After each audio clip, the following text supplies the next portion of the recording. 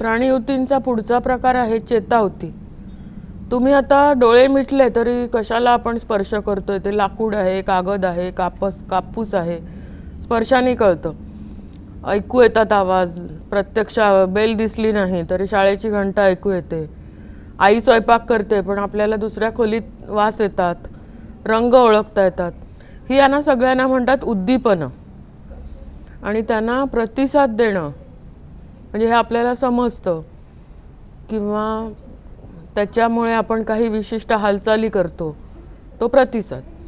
हे सगळं आपल्याला शक्य होतं चेतावतीमुळे. चेतावती चेतापेशींनी बनलेली असते. चेतापेशींपासून बनतात चेतातंतू आणि चेतातंतूंपासून बनतात चेताउती. कसा असतो हा? तर चेतापेशी कशी असते? तर ही चेतातंतू कसा आहे बघा. चेतापेशी, पेशी काय? ही मुख्य पेशी, हे तिचं केंद्रक. ही आकृती आहे आणि हा प्रत्यक्ष फोटो आहे, त्यामुळे दोन्ही बघायचं आपण. हे केंद्रक. पेशी काय? या वृक्षिका, हे ज्या फांद्यांसारख्या दिसत आहेत, झाडाच्या फांद्यांसारख्या, त्या आपल्याला ही उद्दीपनं सगळी जाणवून देतात. हा आहे अक्षतंतू. अक्षतंतूमार्फत ती उद्दीपनं इथे जातात पुढे आणि ह्याला जोडून पुढची चेतापेशी असते. तिथून ही उद्दीपनं विद्युत लहरींच्या स्वरूपामध्ये दुसऱ्या पेशीला जातात. असं करत करत ती उद्दीपनं मेंदूपर्यंत जातात. मेंदूला समजतं आपण काय केलं, लाकडाला हात लावला, भज्यांचा वास घेतला, आकाशाचा निळा रंग बघितला, हे सर्व मेंदूला कळतं. पण तिथपर्यंत उद्दीपनं पोचवण्याचं काम चेतावती करत असतं आणि त्याला अनुसरून हालचाल करायची. ते काम पुन्हा चेतावती मेंदूकडून आदेश आणतात आणि मग समजा आता तुम्हाला फळ्यावरचं लिहून घ्या असं आम्ही सांगतो, तेव्हा मेंदू म्हणजे तुम्ही ऐकता की लिहायला सांगितले, मेंदूपर्यंत तुमच्या कानातले चेतावती नेऊन पोचवतात. मग तुम्ही हाताने पेन उचलता आणि वहीत लिहायला लागता. हे सर्व जे चालतं ना, ते बोलायला मला जेवढा वेळ लागला त्याच्यापेक्षा खूप कमी वेळात पटकन होतात या गोष्टी आणि त्या सगळ्या चेतावतीमुळे शक्य असतात. अनेक चेतातंतू संयोजी उतीद्वारे जोडले जातात आणि चेता बनते. आणि चेतांचं जाळं संपूर्ण शरीरभर, मेंदू, पाठीच्या कण्यात असलेला मेरुरज्जू आणि शरीरभर पसरलेलं चेतांचं जाळं, या सर्व ठिकाणी चेतावती आढळतात. म्हणून तर आपल्याला डोक्यापासून पायापर्यंत प्रत्येक ठिकाणी स्पर्श जाणवतो, हालचाल करू शकतो आपण इत्यादी. चेतावती आणि स्नायुती यांच्या कार्यात्मक संयोगामुळे चेतनेस प्रतिसाद देण्याची क्रिया घडते. प्रतिसाद द्यायचा तर नुसती चेतातंतू किंवा चेतावतीचं काम नसतं, त्याच्यासाठी स्नायू पाहिजेत हालचाल करणारे. धावायचंय, चालायचंय, लिहायचंय, बोलायचंय. तर हे प्रतिसाद देण्याची क्रिया घडण्यासाठी हाडं, स्नायू, मेंदू, चेतावती सर्वांचं काम एकत्र चालतं. ह्या झाल्या प्राणीयुती. आता आपण बघणार आहोत वनस्पतींच्या शरीरात असलेल्या युती. त्यातल्या पहिल्या आहेत विभाजी युती. यांचं वैशिष्ट्य म्हणजे या वनस्पतीच्या ठराविक भागातच असतात आणि तिथे त्या भागातच वाढ सुरू असते. यांच्यामध्ये ठळक केंद्रक असतं, दाट जीवद्रव्य असतं, पातळ पेशीभित्तिका असते आणि त्यासुद्धा दाटीवाटीने रचलेल्या असतात. बहुधा यांच्यात रिक्तिका नसतात. या अतिशय क्रियाशील असतात. आता ही सगळी जी तुम्ही शिकलात पेशी अंगक, आठवीतलं आठवा थोडंसं, प्रत्येक पेशीत केंद्रक असतं, जीवद्रव्य असतं, पेशीभित्तिका असते. का बरं? तर ही वनस्पती आहे. आधीच्या ज्या 4 प्रकारच्या तुम्ही उती शिकलात, कुठेही पेशीभित्तिका हा शब्दच ऐकू आला नाही तुम्हाला, कारण प्राणीपेशीला पेशीभित्तिका नसते. पेशीपटल हे सर्वात बाहेरचं असतं. तर वनस्पती युतीमध्ये पेशीपटलाच्या बाहेर अजून एक संरक्षक पेशीभित्तिका असते. रिक्तिका नसतात या विभाजी युतींमध्ये. आणि कशासाठी असतात या? तर वनस्पतींची वाढ करणं हे यांचं कार्य आहे. आता तुम्हाला त्यांचे प्रकार शिकले की कळेल कशी वाढ करतात. त्यांच्या स्थानानुसार त्यांचे 3 प्रकार आहेत. झाडाचा जो शेंडा असतो त्याला म्हणतात प्ररोह. तिथे ज्या असतात विभाजी युती, इथे झाडाचा शेंडा, तिथे मूळ आणि ह्या प्ररोह विभाजी युती, मुळांची टोकं असतात, तिथे सुद्धा मुळं सुद्धा वाढत असतात आणि खोडं सुद्धा वाढत असतात. मूळ आणि खोडाची लांबी वाढवणं हे ह्याचं कार्य आहे. दुसरा प्रकार आहे खोडाच्या आतमधल्या, खोडाच्या आणि मुळाच्या आतमधल्या आंतरीय विभाज्युती. या कुठे असतात? तर पानांच्या देठाशी आणि फांद्यांच्या तळाशी इथे असतात. फांद्यांची वाढ करणं, पानं आणि फुलांची निर्मिती करणं हे यांचं काम आहे. आणि पार्श्वविभाज्युती, मूळ आणि खोडाच्या पार्श्व भागात, म्हणजे मूळ आणि खोडाचा घेर वाढवणं. खोडाची लांबी पण वाढवते ती प्रवाह विभाज्युती. फांद्या वाढवते ती आंतरीय विभाज्युती. आणि खोडाचा घेर वाढवते ती पार्श्वविभाज्युती. यांचं एकच काम आहे सगळ्यांचं, वनस्पतींची विविध प्रकारे वाढ करणं. मग ती फांद्यांची वाढ असेल, पानं येणं असेल, फुलं येणं असेल, हे सगळं या विभाज्युतींचं काम आहे. विभाज्युतीचं विभाजन झालं की, पेशी विभाजन झालं की नवीन पेशी त्यांची पूर्ण वाढ झाल्यावर ठराविक ठिकाणी एखादं विशिष्ट कार्य करू लागतात.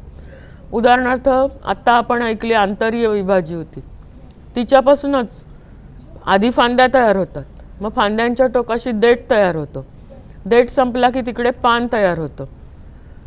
मग तिथे देठानंतर त्यांचं काम वेगळं होतं, त्या हिरव्या होतात, त्यांच्यामध्ये हरितद्रव्य येतं आणि त्यांचं काम जे प्रकाश संश्लेषण आहे ते सुरू करतात. फांदीला लागून कधी कधी कळी येते, देठ आणि कळी. मग त्या कळीमधून येतं फूल, त्याला रंगीत पाकळ्या असणं, त्याच्यात सगळे भाग असणं, मग ते परागीभवन होणं, फुलाचं फळ होणं, ही सगळी कामं बदलत जातात. म्हणजेच त्या विशिष्ट कार्य करू लागतात. आणि विभाजन क्षमता संपते, म्हणजे ज्या आधीच्या आपण बघितल्या विभाज्युती त्याच्यापासूनच स्थायीयुती बनतात. पण त्यांचं कार्य बदललं की विभाजन क्षमता संपते आणि ते कार्य करायला लागतात. कायमस्वरूपी आकार, आकृती आणि कार्य धारण करण्याची जी क्षमता आहे, प्रक्रिया आहे, तिला म्हणतात विभेदन, डिफरन्सिएशन, कामाची विभागणी. अशा विभेदित पेशींपासून बनतात त्या स्थायीयुती, परमनंट टिश्यू, म्हणजे त्यांचं काम एक ठराविक त्यांना दिलं जातं. या सरळ स्थायीयुती आणि जटिल स्थायीयुती, पुन्हा यांचे दोन प्रकार आहेत स्थायीयुतींचे, सरळ आणि जटिल. त्या कशा त्या आता बघूया. सरळ स्थायीयुती या एकाच प्रकारच्या पेशींनी बनतात. जसा प्राण्यांमध्ये अभिस्तर, तसा इथे वनस्पतींमध्ये पृष्ठभागी युती, एपिडर्मिस. वनस्पतींचा संपूर्ण भाग, आता हे पानाचा छेद आहे, हिरव्या पेशी दिसतात म्हणजे पानाचा छेद आहे. संपूर्ण पृष्ठभाग हा पेशीच्या एका स्तराने, खोडावर असतात, मुळावर असतात, पानांवर, फुलांवर, संपूर्ण पृष्ठभाग एका स्तराने बनलेला असतो. या थराला म्हणतात अपित्वचा. याच्यातल्या सपाट असतात पेशी आणि आंतरपेशीय पोकळ्या नसतात, त्याच्यामुळे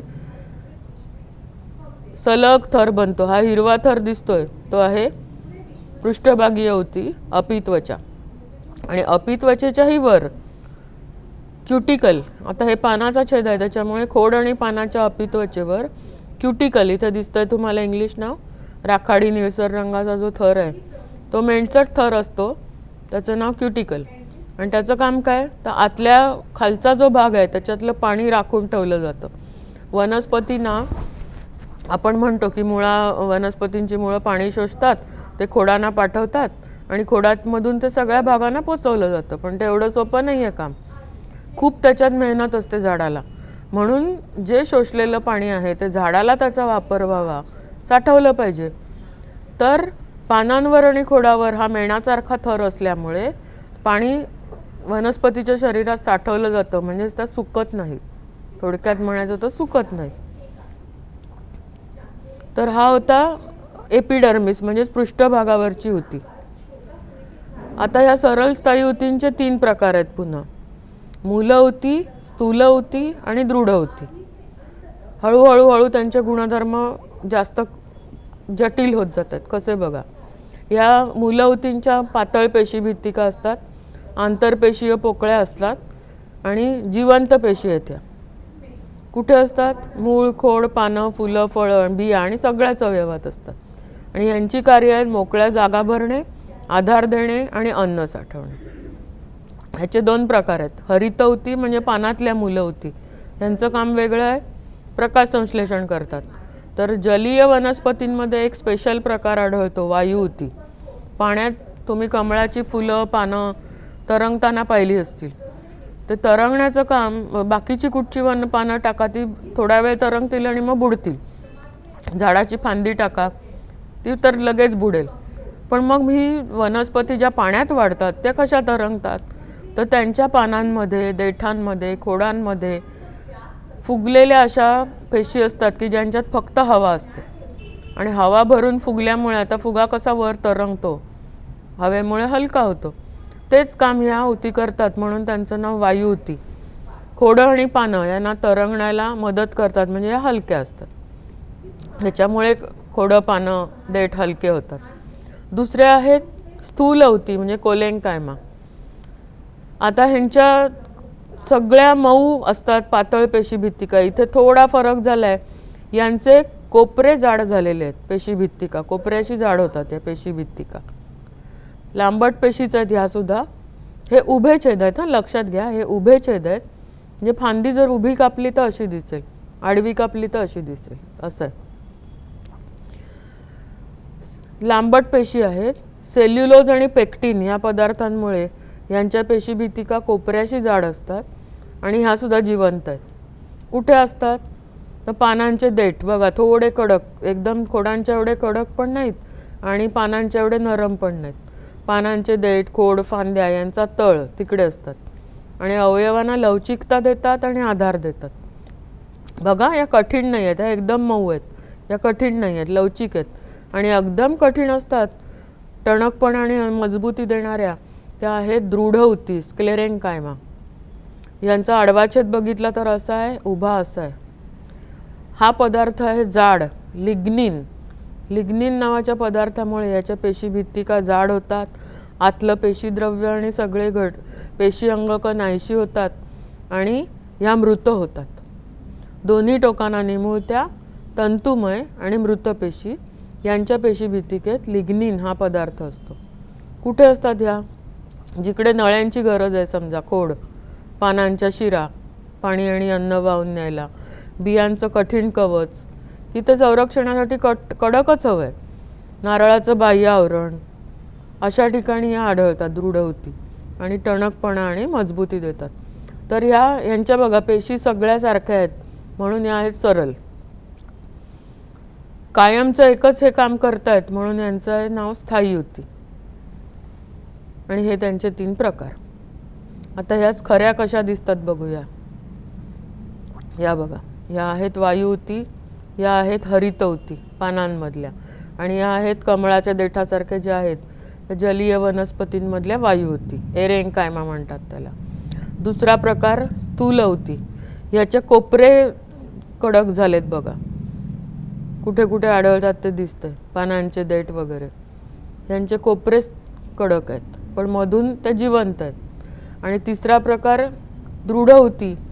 यांचे थिक सेल वॉल्स लिहिले, म्हणजे यांचे पेशीभित्तिका एकदम टणक कडक झालेले असतात. हे होते सरळ स्थायीऊतींचे 3 प्रकार. नंतर जटिल स्थायीऊती. या तिन्ही आधी ज्या आपण बघितल्या त्यांच्या सर्व पेशी सारख्या होत्या, पण काही ऊती अशा आहेत की त्याच्यात त्या 3-4 प्रकारच्या पेशी मिळून एक काम करतात. उदाहरणार्थ वनस्पतींमधल्या जलवाहिन्या झायलेम आणि रसवाहिन्या फ्लोएम. कुठे असतात ह्या, तर ह्या पानांमध्ये, खोडामध्ये, जिथे जिथे पाणी वाहून नेलं जातं, मुळांमध्ये, सगळीकडे असतात, म्हणजेच वनस्पतीच्या संपूर्ण शरीरात, फुलं आणि फळं सोडून. तशाच ह्या सुद्धा शेजारी शेजारीच असतात. ह्या जलवाहिन्यांचं वैशिष्ट्य म्हणजे जाड भिंतीच्या मृत पेशींपासून या बनतात. ह्याच्यात काय काय बघा, वाहिनिका, वाहिन्या आणि तंतू हे मृत पेशी आहेत 3 प्रकारच्या, ज्या वाहिनिका, वाहिन्या आणि तंतू ह्या मृत पेशींपासून. तर चौथी पेशी जी आहे ह्याच्यातली ती जिवंत पेशींची आहे, जलवाहिनी मूलऊती. म्हणजे ही जी झायलेममधली जलवाहिनीमधली मूलऊती आहे तिच्यापासून ती आधार देते, यांना मधल्या जागा भरून काढते. या चौघांचंही मिळून कार्य काय, ते एकमेकांना जोडलेल्या नळ्यांसारखी रचना होणे पाणी आणि खनिजांचं वहन खालून वरच्याच दिशेने. महत्त्वाचा फरक आहे. पाणी मुळांपासून खोडापर्यंत, खोडांपासून फांद्या, फांद्यांपासून पानं फुलं, खालून वरच जातं हे. तर दुसरा प्रकारे रसवाहिनी फ्लोएम. या कुठे असतात? पानं, देठ, खोडं सगळीकडे. यांच्यात काय काय असतं? तर चाळण नलिका, सहपेशी, रसवाहिनी मूलवती या 3 जिवंत पेशी आहेत आणि रसवाहिनी तंतू या मृत पेशी आहेत. सहपेशी पुन्हा तेच काम आहे, आधार देणं आणि मधल्या जागा भरून काढणं. चाळण नलिका अक्षरशः चाळणीसारखी असते. रचना कशी असते त्यांची? ते त्यांची एकमेकांना जोडलेल्या नळ्या असतात. महत्त्वाचं काम, पानांनी तयार केलेलं अन्न, शर्करा आणि अमिनो आम्ल हे पानांच्या देठातून खोडामध्ये. आणि ह्यांचं वैशिष्ट्य म्हणजे ह्या खालून वर आणि वरून खाली दोन्ही दिशांनी यांच्यातल्या अन्नाचं वहन करू शकतात. झायलेम जशा फक्त खालून वर करतात तसं यांचं नाही आहे. या खालून वर, वरून खाली कुठेही त्यांच्यातल्या अन्नाचं वहन करतात, द्रवरूप अन्नाचं. तर ह्या होत्या जटिल स्थायी. प्रत्यक्ष बघूया कशा असतात. ह्या बघा, ही त्यांची रचना आहे. ह्या आहेत झायलेम किंवा जलवाहिन्या. मुळांनी शोषलेलं अन्न, पानं, खोडं बघा हे कसं तयार होतं. हे निळं आहे ते पाण्याचे थेंब आहेत. जिकडे त्यांना पाणी कमी झालेलं जाणवतं तिकडे पाण्याचे रेणू जातात. आता हे पानं आहे, पानांमधून बाष्पाच्या रूपाने बाहेर जातात. तर दुसरा प्रकार ह्याचं उलट आहे बघा. सूर्यप्रकाशात पानं अन्न तयार करतात. ते अन्न पानांचे देठ, फांद्या, खोडं ह्याच्यामार्फत सगळीकडे अगदी मुळांपर्यंत पोचवलं जातं. हा पाण्याचा प्रवास खालून वर, तर अन्नाचा प्रवास सर्व खालून वर सुद्धा आणि वरून खाली सुद्धा. आणि ही त्यांची रचना आहे. जलवाहिन्यांमध्ये या 4 प्रकारच्या पेशी असतात. या जलवाहिनी मूलवती आणि ह्याच्यातल्या ह्या सहपेशी, चाळण नलिका वगैरे वगैरे. पाण्याचे रेणू बघा कसे जातात. तर हे होतं जटिल स्थायी ऊतींचे 2 प्रकार आणि त्यांची कार्य. हे झाले ऊतींचे प्रकार. या ऊतींचा पुढे काय उपयोग होतो हा ॲडव्हान्स स्टडी आहे. ते आहे काही शास्त्रज्ञांच्या लक्षात आलं की सजीवांच्या शरीरातल्या, मग ते वनस्पती असतील नाही तर प्राणी असतील, जिवंत पेशी पूर्णक्षम असतात. पूर्णक्षम, टोटिपोटेंट म्हणजे काय? तर त्यांना विशिष्ट पोषक वातावरण पुरवलं तर एका पेशीपासून पूर्ण सजीव नव्याने तयार होऊ शकतो. या शास्त्राला म्हणतात जैवतंत्रज्ञान. मग हा जो गुणधर्म आहे तो मानवी फायद्याच्या उद्देशाने सजीवांमध्ये कृत्रिमरित्या जनुकीय बदल आणि संकर घडवून सुधारणा करण्याची प्रक्रिया म्हणजे जैवतंत्रज्ञान. आपला फायदा झाला पाहिजे, त्या वनस्पती किंवा प्राण्यामध्ये सुधारणा झाली पाहिजे आणि त्याच्यामुळे सजीवांमध्ये जनुकीय बदल झाले पाहिजे. हे सगळं जे आहे ते आहे जैवतंत्रज्ञान. याचे 2 भाग आहेत. जनुकीय अभियांत्रिकी, हे बघा bio engineering, genetic engineering, cell engineering, biomedicine, हे सगळी ह्याची शाखा आहेत या. आणि दुसरं आहे टिश्यू कल्चर किंवा ऊती संवर्धन. काय आहेत पुढे बघणार आहोत आपण. कशासाठी ही सगळे 2 वापरतात? तर नगदी पिकांचं उत्पादन जे आपल्याला पैसे मिळवून देतं ते नगदी पीक आणि त्याचा अन्न म्हणून सुद्धा फायदा आहे. त्याच्या प्रजातींमध्ये सुधारणा. कशा सुधारणा? तर पर्यावरणीय ताण जे असतात, कधी दुष्काळ पडतो तर कधी पूर येतात, अतिवृष्टी होते, तापमान वाढतं, कधी कमी होतं, कधी पटकन गाराच पडतात. हा तापमानातला फरक. हे ताण जे असतात पर्यावरणाचे ताण ते सहन करण्याची क्षमता या झाडांमध्ये असते जैवतंत्रज्ञानाने बनवलेल्या. माणसाच्या बाबतीत बघितलं तर लस निर्मिती, विविध रोगांच्या विरुद्ध लस टोचली जाते. ती कशी? पूर्वी प्राण्यांच्या शरीरातून मिळवायचं, हल्ली ती बायोटेक्नॉलॉजीच्या मदतीने जीवाणूंमध्ये हवे ते जनुक बदल करतात आणि रसायनांच्या रूपात, प्रथिनांच्या रूपात मिळवतात. ह्याचा जास्त अभ्यास तुम्ही 10वीत करणार आहात. जन्मजात रोगांचं निदान जन्माला यायच्या आधीसुद्धा जनुकीय दोष असतील तर ते समजू शकतात, जे आपण आधीच्या काही धड्यांमध्ये बघितले. इंद्रियांचं रोपण, कर्करोग संशोधन, प्रयोगशाळेमध्ये कृत्रिम त्वचा, खुर्च्या ज्या आधी आपण शिकलो, ही कृत्रिमरित्या तयार करायची आणि भाजलेत, काही अपघातांनी खुर्चेचं किंवा त्वचेचं नुकसान झालं आहे तर ती कृत्रिम त्वचा तयार करता येते त्याच माणसाच्या पेशींपासून. अशा अगणित क्षेत्रांमध्ये जैवतंत्रज्ञानाच्या मदतीने माणसाने स्वतःचा फायदा करून घेतला. ही अतिशय महत्त्वाची आणि त्यातल्या त्यात नव्याने जन्माला आलेली शाखा आहे. कोणी शोध लावला बघूया. फ्रेडरिक कॅम्पियन स्टुअर्ड हे ब्रिटिश वनस्पतीशास्त्रज्ञ होते. त्यांनी काय केलं, गाजराच्या मुळातल्या पेशी वेगळ्या केल्या. मॅच्युअर कॅरेट प्लांट मुळातल्या पेशी वेगळ्या केल्या. त्या पोषक अगार म्हणजे जेलीसारखा पदार्थ असतो, त्याच्यामध्ये पोषक द्रव्ये टाकली पेशींना वाढण्यासाठी. ते सेल वेगळे झाल्या, पेशी वेगळ्या केल्या, सस्पेन्शन म्हणजे द्रावण केलं त्याचं. पुन्हा पुन्हा त्यांना पोषक द्रावण मिळाल्यामुळे त्यांचं पुन्हा पुन्हा विभाजन होऊन वाढ व्हायला लागली. नंतर हा भ्रूण तयार झाला. एम्ब्रिओ म्हणजे भ्रूण. त्या भ्रूणाची आणखी वाढ झाली आणि छोटीशी रोपटी तयार झाली आणि त्या रोपट्यापासून पुढे नवीन झाडं तयार झाली. आता इथे कुठेही फूल, फळ किंवा फांदी रोपली आहे असं काही नाही आहे. हा वेगळाच प्रकार आहे. हे सर्वात पहिलं सिद्ध केलं फ्रेडरिक कॅम्पियन स्टुअर्ड याने. म्हणजे जैवतंत्रज्ञानाचे जनक म्हणूया आपण ह्यांना. यांनी सर्वप्रथम पेशीपासून पुढे टिश्यू कल्चर, ऊती संवर्धन करता येतं हे सिद्ध केलं प्रयोगशाळेमध्ये. ती होती ऊती संवर्धनाची पुढची पायरी. पुन्हा एकदा बघा कसं करतात. पानाचे म्हणजे हा देठ खरवडला, त्याच्यातल्या पेशी वेगळ्या केल्या आणि त्या ह्याच्यात पोषक अगारमध्ये सोडल्या. ऑक्सिन, न्यूट्रिएंट्स आणि पोषक असलेले न्यूट्रिएंट्स म्हणजे पोषक पदार्थ, ऑक्सिन म्हणजे वाढीला मदत करणारं संप्रेरक, हे टाकल्यामुळे त्या पेशींपासून हळूहळू नवी रोपटी, प्लांटलेट्स म्हणजे रोपटी तयार झाली. ती कंपोस्ट खतामध्ये रोवली आणि चांगली मोठी झाडं झाली की मग ती जमिनीत लावतात. हे तंत्र आहे ऊती संवर्धन किंवा टिश्यू कल्चर.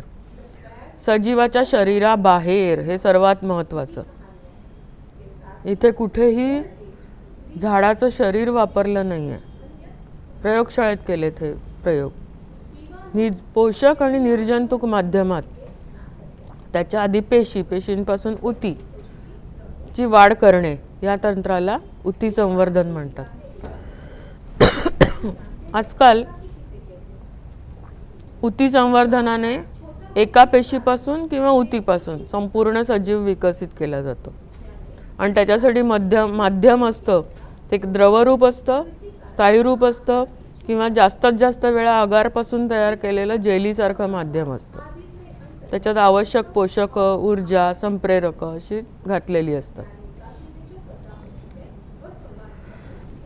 ही जी जैवतंत्रज्ञानाची नवीन शाखा आहे त्यामुळे शेती व्यवस्थापनात काय काय बदल झालेत बघूया. पिकांच्या DNA मध्येच बदल घडवून जनुकीय सुधारित वाण, जेनेटिकली मॉडिफाईड क्रॉप्स, त्यांना GM क्रॉप्स म्हणतात, हे निसर्गात आढळत नाहीत. म्हणजेच कृत्रिम आहेत. ते कृत्रिमरित्या निर्माण केलेल्या प्रजाती आहेत. याच्यामध्ये जे माणसासाठी उपयुक्त आहेत ते निरनिराळे गुणधर्म संकरित एकाच वनस्पतीमध्ये आणले जातात, बियाण्यांमध्ये. दुसरा महत्त्वाचा गुणधर्म सातत्यानं बदलणारं तापमान, ओले आणि सुके दुष्काळ, बदलतं हवामान, हे सगळे आपोआप निर्माण होणारे ताण काही नैसर्गिक प्रजाती सहन करू शकत नाहीत. पण GMच्या जेनेटिकली मॉडिफाईड सुधारित प्रजाती आहेत त्यांच्यामध्ये असे जीन्स घातलेले आहेत की हे सगळे ताण त्या सहन करतात. शिवाय विज्ञान एवढं पुढे गेले की त्यांच्या जीनमध्ये असे बदल घडवून आणतात की त्या वनस्पतींना सुद्धा वेगवेगळे रोग होतात. ते रोगजंतू त्यांच्यावर हल्ला करू शकणार नाहीत, रासायनिक तणनाशकं त्यांच्यावर परिणाम करू शकणार नाहीत, कीटक त्यांना खाणार नाहीत. असे गुणधर्म त्या वनस्पतीमध्ये जन्मजात घातले जातात त्यामुळे तो खर्चसुद्धा वाचतो सगळ्या शेतकऱ्याचा आणि शिवाय त्या मिळणारं पीक असतं ते उत्कृष्ट प्रतीचं मिळतं, जास्त प्रमाणात मिळतं. जंतुनाशकं, कीटकनाशकं, तणनाशकं ही घातक रसायनं आहेत, त्यांचा वापर टाळला जातो. GM प्रजातीच्या बियाणांमुळे पिकांची नासाडी होत नाही, खूप कमी होते आणि पोषण मूल्य मात्र वाढतात ह्या सगळ्या गुणांमुळे. म्हणजे शेतीचं व्यवस्थापन आहे त्याच्यासाठी GM पिकं ही एक प्रकारे वरदान आहे. पण थोडाफार त्याला कधीतरी विरोधसुद्धा होतो. उच्च उत्पादन देणारे पिकं त्यांच्या जाती कुठच्या आहेत बघा. कशा कशासाठी केलेली आहेत माणसाने? केळी, मका, भात, बटाटा, सोयाबीन, टोमॅटो, कापूस, सफरचंद, वांगी, पपई, गुलाब, बीट, तंबाखू, गहू ही सगळी पिकं आहेत माणसाला कॅश नगद मिळवून देणारी. त्यांच्या विविध GM प्रजाती माणसाने तयार केलेल्या आहेत. थोडीशी उदाहरणं देणार आहे. हे बघा, GM मका दिसतोय 810, मन 810, मन 863 या मक्याच्या जाती आहेत GM. बटाटा एम्फ्लोरा, भात गोल्डन राईस दिसतोय, याच्यामध्ये 23 पटीने जास्ती व्हिटॅमिन A निर्माण करणारं कॅरोटीन असतं, शरीराला अतिशय चांगलं आहे, पोषक आहे. सोयाबीन विस्टीव गोल्ड नावाची जात आहे, टोमॅटोची वैशाली नावाची जात आहे आणि कापूस बीटी कॉटन. याची गंमत म्हणजे तुम्ही 10वीत शिकालच, याच्यावर ज्या अळ्यांचा हल्ला होतो, बोंडअळी म्हणजे ही कापसाची बोंड खाणारी अळी, तर हा जो कापूस आहे बीटी कॉटन त्याच्यामध्ये अशी जनुकं घातलेली आहेत की बोंडअळीने हल्ला केला तर ती आधी पानं खाते. पानं खाल्ल्याबरोबर किंवा कच्चं बोंड जर ती खायला गेली तर त्या अळीची संपूर्ण पचन संस्था उद्ध्वस्त होऊन जाते. असे गुण ह्या बीटी कॉटनमध्ये घातलेले आहेत. म्हणजे इतके हे फायद्याचे आहेत. इथे दिसतंय तुम्हाला सोयाबीन आणि त्याच्यापासून काढलेलं तेल विस्टीव गोल्ड ही जात आहे. तर ह्या आहेत उच्च उत्पादन देणाऱ्या पिकांच्या जाती. आधी सांगितलेले सगळे गुणधर्म ह्याच्यात असल्यामुळे यांच्यापासून उच्च उत्पादन मिळतं, कारण त्यांना जंतू किडी हल्ला करू शकत नाहीत. त्यांच्यावर रसायनं फवारण्याची गरज नसते, जंतुनाशकं, कीडनाशकं, कीटकनाशकं. आणि शिवाय 2-3 जातींचा संकर करून जे आपल्याला गुण हवेत ते ह्याच्यात घातले असतात. उदाहरणार्थ कापसाचं बघितलं आपण तर लांब तंतू असेल, चिवट असेल, तो मग जास्ती चांगली कापडं विणली जातात त्याच्यापासून. असे जे हवे ते गुण ह्याच्यात संकरित केल्यामुळे ह्या उच्च उत्पादन देणाऱ्या पीक जाती समजल्या जातात. तर ही GM ची कमाल आहे. आता थोडंसं आपण व्यवसायाकडे वळूया. जैवतंत्रज्ञानाच्या मदतीने माणूस काय काय करू शकतो, तुम्ही काय काय करू शकता? उद्यानविद्या, बागा विकसित करणं, रोपवाटिका, रोपं लावतात ना त्या रोपं विकसित करायची भरपूर हजारोंच्या संख्येत. वनीकरण, उजाड जमिनीचं जंगलात रूपांतर करायचं, वनीकरण. या 3 क्षेत्रात जैवतंत्रज्ञानाचं उपयोजन कसं केलं जातं? तर उती संवर्धनामुळे जी फुलं फळं मिळतात ती त्यांची रोपटी मोठ्या प्रमाणावर हजारोंच्या संख्येत तयार करता येतात. कमी कालावधीत पूर्ण वाढ झालेली आहे. यांचं वैशिष्ट्य म्हणजे जी बायोरिॲक्टर आहे इकडे त्याच्या मदतीने तयार केलेली रोपं खूप कमी कालावधीत मिळतात, पूर्ण वाढ झालेली वनस्पती. इथे परागीभवनाचं माध्यम म्हणजे कीटक, पाणी, वारा, इतर प्राणी यांची वाट बघत बसायची गरज नाही झाडाला, की कधी परागकण येऊन पडतील, फुलाचं फळ कधी होईल, फळातली बी कधी रुजेल आणि कधी माझं नवीन झाड तयार होईल. हे खूप कालावधी कमी होतो, कारण वनस्पतीच्या पेशी वापरून उतीमधल्या पेशी वेगळ्या करतात. प्रत्येक एका पेशीपासून किंवा उतीपासून नवीन झाड तयार होतं. असं परागीभवनाची माध्यमं नसली तरी हजारोंच्या संख्येने नवीन रोपं तयार करता येतात, जी तुम्हाला बागा तयार करायला, रोपवाटिकेसाठी आणि जंगल तयार करण्यासाठी सगळीकडे ह्याचे उपयोग होऊ शकतात. काही वनस्पतींच्या बिया असतात पण रुजत नाहीत. उदाहरणार्थ ऑर्किड, घटपर्णी यांच्या बिया रुजत नाहीत, पण ऊती संवर्धनाने मात्र सहज निर्मिती करता येते. हे बायोरिएक्टर दाखवलंय. इथे बघा काचेची हंडी आहे, त्याच्यामध्ये छोटी छोटी रोपं पोषक वातावरण देऊन रोपं निर्माण केली. ती वेगळी झाली, त्याच्यापासून ही मोठी झाली, जमिनीत लावली की झाडं येणार. पेशी वाढवून त्यांना अधिक पोषक माध्यम आणि रोगकारक सूक्ष्मजीवांपासून संरक्षण खूप कमी खर्चात देता येतं. खूप मोठ्या प्रमाणावर निर्मिती करताना बायोरिएक्टर फायदेशीर ठरतो. हे 4 फायदे एवढेच नाही आहेत. अत्यल्प साहित्य आणि स्रोत वापरून कमी वेळात मोठ्या संख्येने रोपांची निर्मिती. ऊती संवर्धन GM पद्धतीने निर्मित वनस्पती मगाशी सांगितलं तसं रोगमुक्त असतात, कारण त्या पोषक वातावरणात वाढल्यामुळे कणखर असतात आणि शिवाय त्याच्यात जर जनुकीय पद्धतीने सुधारणा केल्या असतील तर त्याच्यावर रोगजंतू, किड्या, अळ्या काहीच हल्ले करू शकत नाहीत. विभाजी ऊतीच्या संवर्धनाने जी रोपं मिळतात ती विषाणूमुक्त असतात. आधी आपण विभाजी ऊतीचे प्रकार पाहिले, प्ररोह, आंतरिज आणि तिसरा प्रकार. त्यांचे जर तुम्ही ऊती संवर्धन केलं तर त्या झाडांवर विषाणू हल्ला करू शकत नाहीत. विषाणूंमुळे होणारे रोग त्यांना कधीच होत नाहीत. पारंपरिक पद्धतीने 2 किंवा अधिक जातींचा संकर घडवून आणला तर भ्रूणाची वाढ पूर्ण होईल असं सांगता येत नाही, पण ऊती संवर्धनाने मात्र निश्चित होते. आणि 8वा मुद्दा अतिशय महत्त्वाचा आहे. जसे प्राणी दुर्मिळ होत आहेत तशा वनस्पती सुद्धा दुर्मिळ होत चालल्या आहेत की त्या नामशेष होतील. अमकी एक वनस्पती काही वर्षांपूर्वी पृथ्वीवर होती असं म्हणायची वेळ येईल.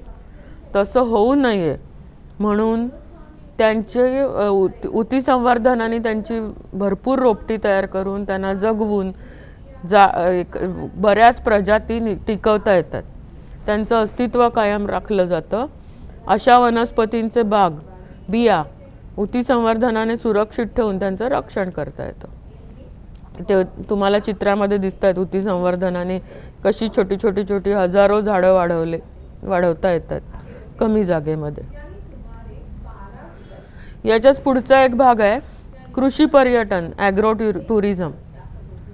ज्याच्याकडे पुरेशी जमीन उपलब्ध आहे तर कृषी पर्यटन केंद्र. बघा 2 गोष्टी एकातच आहेत. सुट्टी पडली की लोकांना फिरायला जावंसं वाटतं. आणि कुठे जाल तुम्ही? शहराच्या गर्दीत जाल की भरपूर हिरवळ आहे, छान प्रकारची झाडं आहेत, तिकडेच तयार केलेल्या भाज्यांचं आपल्याला जेवणात मिळत आहेत. अशा ठिकाणी जायला आवडतं ना. मग शेती आणि त्याला जोडून केलेले पर्यटन ह्याला म्हणतात कृषी पर्यटन. मग त्याच्यात तुम्ही काय काय करू शकता? नुसतं आलेल्या पाहुण्यांचा पाहुणचार नाही, तर तिथे ऊती संवर्धनाने फुलझाडं, फळझाडं, शोभेची झाडं, भाज्या, औषधी वनस्पती, एवढंच काय मसाल्याचे पदार्थ यांची मोठ्या प्रमाणावर रोपं निर्मिती केली जाते. त्याच्याचपैकी काही प्रकारची झाडं पूर्णपणे वाढवली जातात आणि स्वयंपूर्ण. ह्याचा अर्थ काय? आत्ता सांगितलं तसं भाज्या, फळं तिथेच तयार होणारे. काय काय करता येतं ह्याच्यात? आंबा, चिकू, पेरू ही सगळी प्रादेशिक फळझाडं लावता येतात. सावली देणारे आणि छान दिसणारे देशी विदेशी वृक्ष. आता त्याचा एक नमुना दिसतोय तुम्हाला इथे. शोभेची झाडं आहेत, सावली देणारी झाडं आहेत, राहायला तिथे छान बसायला माणसांसाठी हॉल केला आहे, राहायची सोय केली आहे. इथे मोठी फळझाडं दिसत आहेत, सगळं एका ठिकाणी. इथे औषधी वनस्पती दिसत आहेत. त्याच्यातच फुलपाखरांची बाग. म्हणजे हे तर खूपच छान प्रकार आहे की छोटासा एक शेत असं करतात की तिथे फुलपाखरं ज्याच्यावर येतील अशा फुलांची विविध प्रकारची जातींची झाडं लावली जातात. मग फुलपाखरं तिकडे आली की एकतर परागण होतं, शिवाय दिसायला सुद्धा सुंदर. सगळ्यांना आवडतात फुलपाखरं बघायला. औषधी वनस्पतींची बाग. गवती चहा, तुळस, कोरफड अगणित आहेत औषधं. आलं, हळद ही अगदी रोजची झाडं आहेत. पण आणखी काही औषधी झाडं जर लावली तर तिथल्या तिथे तुम्हाला त्यांच्या अर्कांची विक्री करता येते. सेंद्रिय भाज्या आणि फळं. सेंद्रिय शेती म्हणजे काय? तर रसायनं न वापरता नैसर्गिक खतं, नैसर्गिक कीटकनाशकं.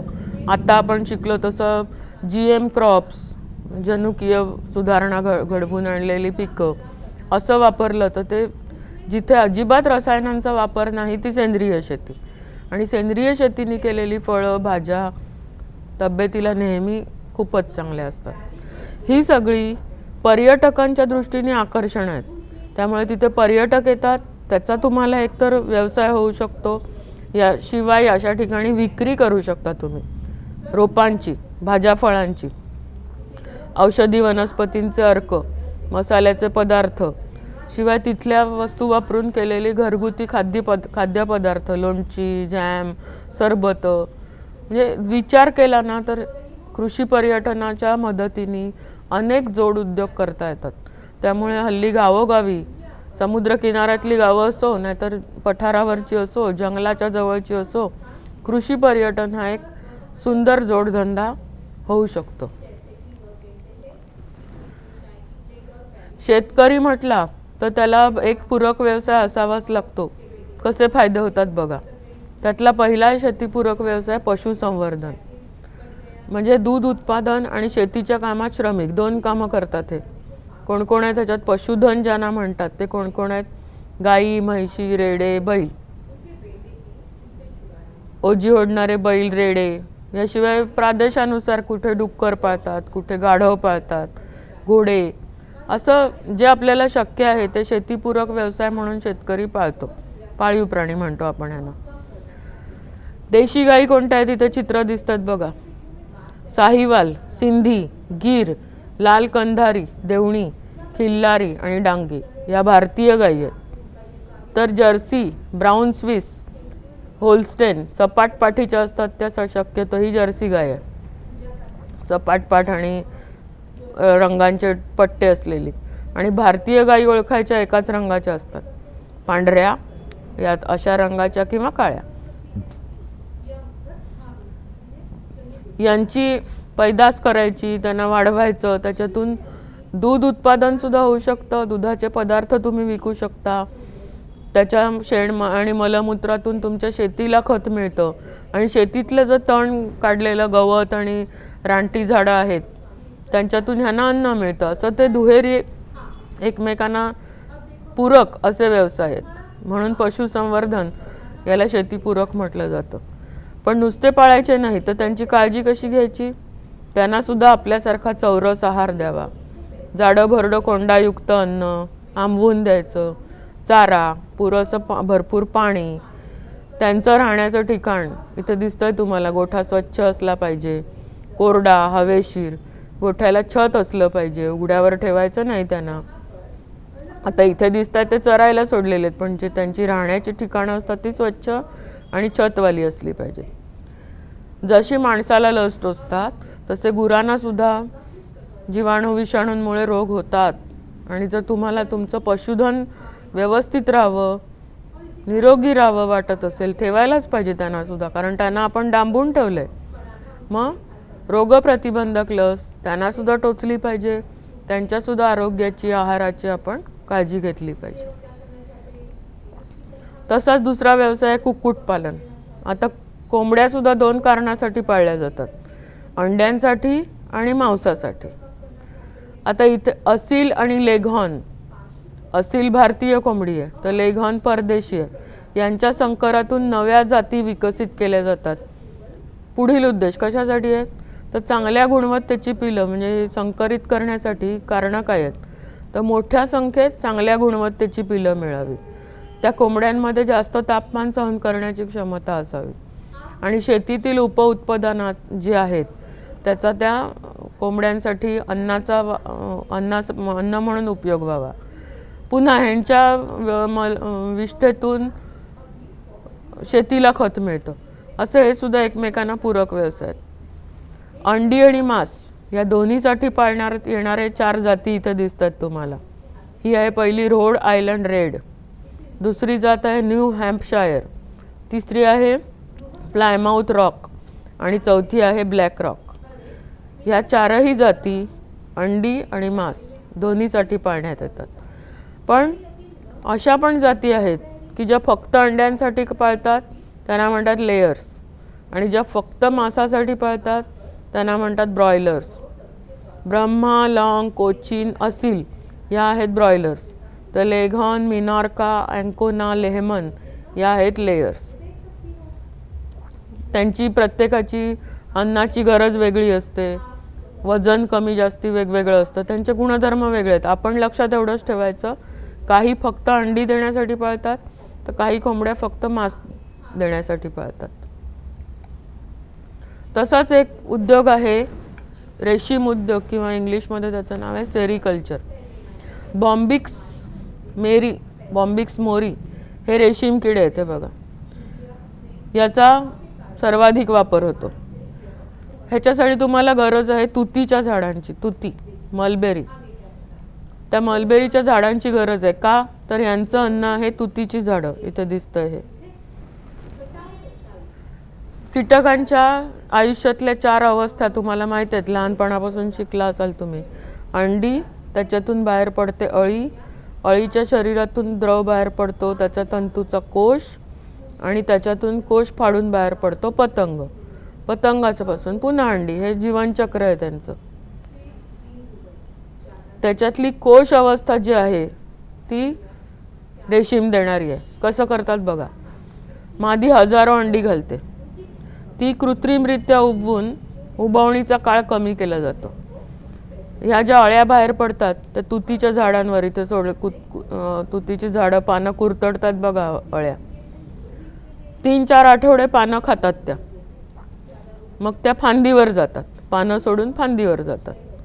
त्यांच्या लाळ ग्रंथीमधून स्त्राव निघतो आणि तो स्त्राव सुकला हवेत की त्याच्यापासून रेशीम तंतू बनतो. हा तंतू स्वतःभोवतीच गुंडाळून कोश बनतो. ही अंडी नाही आहेत, ह्याच्या आतमध्ये ही अळी आहे. ह्याला म्हणतात कोश. रेशीम कोश तयार होतो. हा दंडगोलाकार किंवा गोलाकार असतो. कोशातून पतंग बाहेर पडण्याच्या आधी 10 दिवस सर्व कोश उकळत्या पाण्यात टाकतात. त्याच्यामुळे आतली अळी मरते आणि रेशीम तंतू सैल होतात. मग ते व्यवस्थितरित्या सोडवून त्याच्यावर प्रक्रिया करतात. रेशीम धागा मिळतो आणि धाग्यापासून वस्त्र. हा सगळा उद्योग आहे. याच्यासाठी तुम्हाला गरज असते तुतीच्या बागेची आणि ही सगळी मशिनरी किंवा व्यवस्था पाहिजे. पाणी उकळवायचं, त्याच्यात त्या कोश टाकायचे, त्या रेशीम तंतू वेगळे करायचे, त्याच्यापासून लढी बनवायची, धागे बनवायचे आणि मग ते कारखान्याकडे पाठवायचे. एवढे उद्योग शेतकरी करू शकतो. त्याला म्हणतात रेशीम उद्योग. तर या धड्यात आपण बघितलं की माणूस हा फक्त पेशीचा अभ्यास करून स्वस्थ बसला नाही. पेशींचे प्रकार शिकला तो. त्या पेशींवर प्रयोगशाळेत विविध प्रयोग करून आपला फायदा कसा साधता येईल, पिकं चांगली निर्माण केली, त्याच्यात आपल्याला हवे ते गुण आणले, माणसासाठी लसी मिळवल्या वेगवेगळ्या. ह्याचा अभ्यास तुम्ही 10वीत जास्त करणार आहात. आणि त्या बायोटेक्नॉलॉजीचा उपयोग करून शेतकऱ्याला पूरक असे कोणकोणते व्यवसाय त्या जैवतंत्रज्ञानाचा उपयोग होईल याचा विचार केला जातो आणि शेतकऱ्याला अधिकाधिक मदत केली जाते. तर हा होता आपला 17वा पाठ, जैवतंत्रज्ञानाची ओळख. धन्यवाद.